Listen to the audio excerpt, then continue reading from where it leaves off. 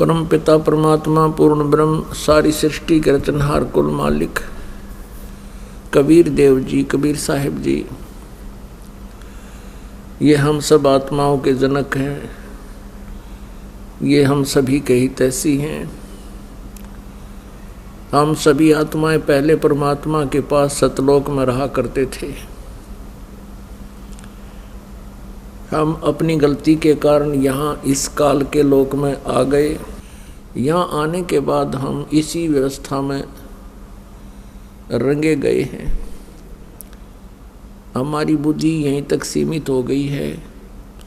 जन्म और मृत्यु तो होता ही है। संतान और उत्पत्ति हमारा परम कर्तव्य है, इनका पालन पोषण करना। और फिर हमारी बेशक मृत्यु हो जावे, कोई दिक्कत नहीं। परमेश्वर कबीर जी पूर्ण ब्रह्म सारी सृष्टि के रचनहार,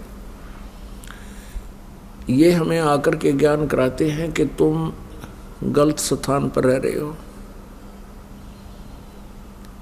कहते हैं आगे गए न बावड़े, रहते भी सब जहाँ, और बिन साहिब की बंदगी कहीं ठोर ठिकाना ना।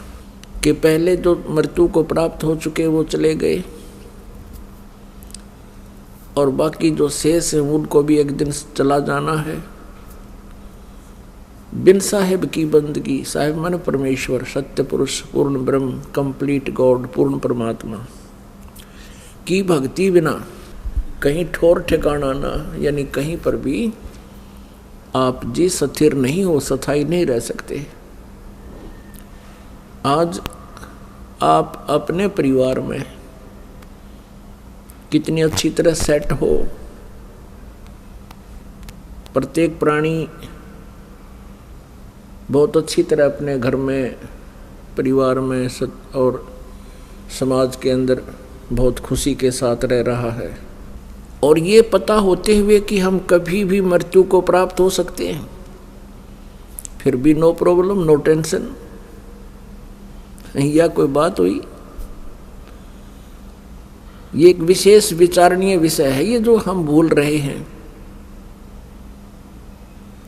यहां हम स्थिर हुए बैठे हैं, हम ये मानकर बैठे हैं कि 80-90 वर्ष तो हम सेट हैं। बताइए क्या थ्योरी हुई हमारी, या क्या सोच हुई? 80-90 वर्ष तो हम सेट हैं, फिर कहाँ होंगे, फिर कहाँ जाएंगे?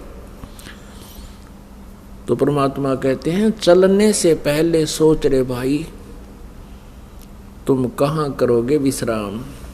कोई भी प्राणी घर छोड़ने से पहले किसी दूर देश में जाता है तो पहले ही वो आइडिया लगा लेता है कि किसी धर्मशाला में रुकूंगा, या कोई रिश्तेदार या मित्र प्यारे का कोई एड्रेस, उसका पता नोट करता है, वहाँ रात काटूंगा।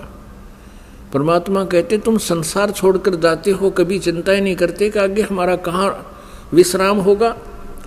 इससे बड़ी नालायकी और क्या होगी, इससे बड़ी भूल आपकी क्या होगी। तो पुण्यात्माओं, सत्संग में ये ज्ञान होता है, आत्मज्ञान होता है और परमात्म ज्ञान होता है। अभी तक हमें केवल अज्ञान सुनाया गया था ऋषि मंडलेश्वरों के द्वारा। ये अध्यात्म ज्ञान से परिचित नहीं थे, ये तत्व ज्ञानहीन अर्थात ज्ञान नेत्रहीन अंधे थे। ये केवल कहते थे आत्म चिंतन करो, आत्मज्ञान हो जाता है तो जीव का कल्याण हो जाता है। आत्म चिंतन का अर्थ है, आत्मज्ञान का अर्थ है अपने विषय में जानकारी, तू कौन है, कहाँ से आया था, और इस जन्म मृत्यु के चक्कर में तू कैसे फंसा हुआ है। ये तो है आत्मज्ञान।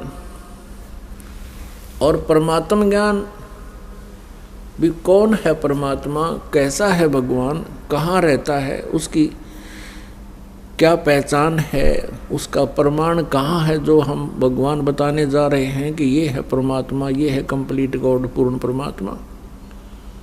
तो वो कहाँ प्रमाणित है? और फिर उसका पता जब लग जाता है तो वो परमात्म ज्ञान है।